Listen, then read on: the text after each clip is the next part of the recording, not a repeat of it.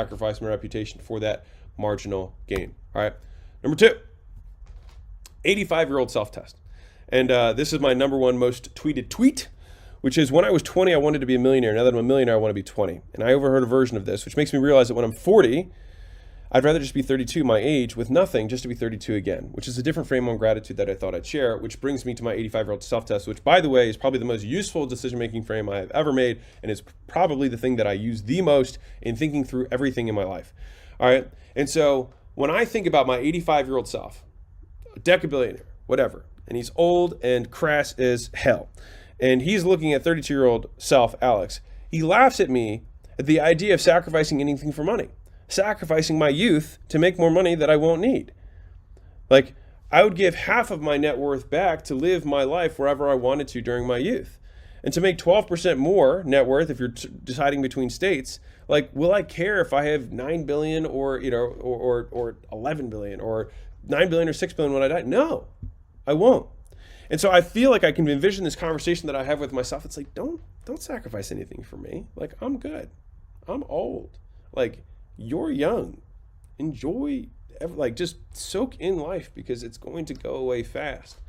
And like, most of the things that you're concerned about won't matter. And you will always have more than enough, and you will never go hungry, and you will always have people around you who love you. And so like, just live. And so this idea of obsessing over these shekels that we're going to give back at the end of our life just seems silly to me. And that's at least why my 85-year-old self laughs at me for thinking about these things rather than just spending time in the places that I want with the people that I love. All right, which brings me why number 4 is that tax shelters don't make you a better person. All right, so far we covered number 1, tax shelters cost more than they save. Number 2, tax shelters don't increase your net worth. Number 3, tax shelters don't improve your life. And number 4, tax shelters don't make you a better person. All right, and so if you're Hormozi Nation, you're like, okay, well, what do I take from all this? I'm going to give you 6 rules of thumb, which is why I added an extra finger onto that palm, and then 7 beliefs that have served me well. I told you I'm going to make one presentation to rule all others for myself and you, so that I can also partially make this as an answer to a question that I had, which is, what do you do for taxes? So this is it. All right. So if you're not going to listen to any of the advice that I said up to this point, and just pay your taxes, which, by the way, I'd like to thank our special sponsor, the IRS, for sponsoring this video. 6 rules of thumb for you. All right. So let's dive in. Real tax savings typically come from 3 primary scenarios. Number 1 is when you give up ownership or control. That's what charitable giving is, right? That's why trusts tend to be vehicles that people will use, because if you do them correctly, you no longer own the money, which is why you don't owe the taxes on it, right? That's the idea. All right, so you either have to give up ownership or control typically to do that. And so some people, when they really see it, they're like, oh, like, so this isn't my money anymore. It's like, yeah. Now you can make the argument like, well, you control it because you control the person, blah, blah, blah. But the thing is like, there's a lot of steps there.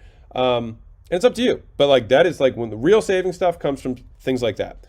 Number 2 is that they come from depreciation.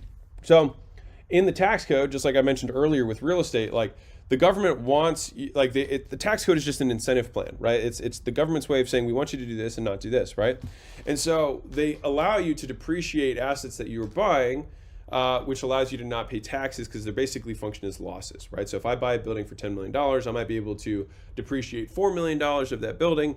And if I had made $4 million that year, then I could depreciate and have 0 tax, which, by the way, is how most people who run real estate funds do it, is they don't give a lot of the depreciation to the people who are investing, and they, as the general partners, will take a disproportionate amount of the depreciation from a company from the funds that they raise so that they can pay no money, which is how Grant Cardone doesn't pay taxes, right? That's the idea. That's how he does it, through depreciation. All right. Number 3 is deferral over elimination. All right. And so this is also just a rule of thumb, is that like a lot of these structures allow you to defer the taxes rather than eliminate them. And so the idea is that you basically defer them until you die, but you're not necessarily eliminating them. So the 3 ways, at least, that I have seen that have been the most legitimate across times, et cetera, are these concepts. All right.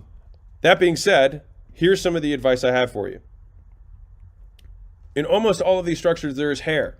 You must find it. Make sure it's really worth it. Factor in the cost of discovery. Factor in the cost of conversion. Factor in the cost of upkeep into savings. Factor in the fee structure that they're going to impose upon you to do this whole thing, right? And whenever you hear someone say the wealthy have been doing this forever, it's just a sales pitch. When they're like, like the Vanderbilts have been doing the structure for 100 years. Like, it's every single guy says that. So just move on, get over it, right? But you have to factor in the money, the time, and the attention that it costs you. And could you allocate that into your business to get a much higher return? Something to think about, right? Number 3, Don't pretend to know things that you don't know. Don't be afraid to ask questions. Seriously, anyone who makes you feel otherwise is not to be trusted. All right, I always start, and this is a very true, every single person in my company would know this, especially my finance team. Like when we hop on calls with like experts and all this stuff, I always say the same thing. I say, hey, I just want you to pretend you're explaining the structure to a golden retriever, all right, who speaks Spanish. All right, pictures, simple words, I want to understand. And if someone cannot explain something to you simply, it's either because they're trying to confuse you or it's because they do not understand it fully. Think about that.